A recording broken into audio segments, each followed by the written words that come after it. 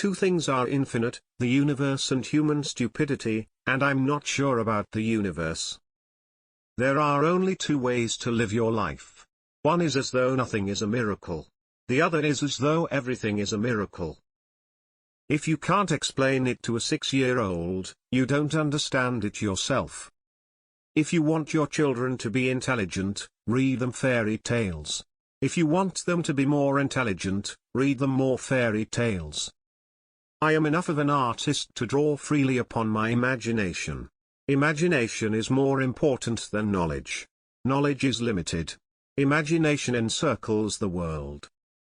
When you are courting a nice girl, an hour seems like a second. When you sit on a red-hot cinder, a second seems like an hour. That's relativity. A human being is a part of the whole called by us universe, a part limited in time and space. He experiences himself, his thoughts, and his feeling as something separated from the rest, a kind of optical delusion of his consciousness. This delusion is a kind of prison for us, restricting us to our personal desires and to affection for a few persons nearest to us.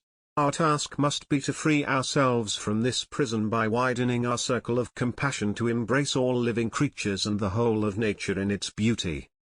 We dance for laughter, we dance for tears, we dance for madness, we dance for fears, we dance for hopes, we dance for screams, we are the dancers, we create the dreams.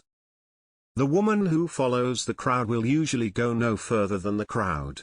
The woman who walks alone is likely to find herself in places no one has ever been before. It would be possible to describe everything scientifically, but it would make no sense, it would be without meaning, as if you described a Beethoven symphony as a variation of wave pressure. We all know that light travels faster than sound. That's why certain people appear bright until you hear them speak. Our task must be to free ourselves.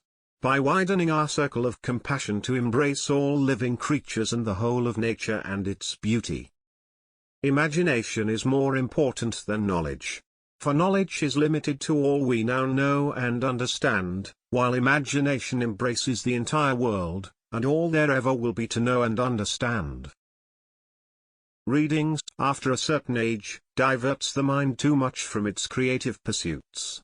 Any man who reads too much and uses his own brain too little falls into lazy habits of thinking.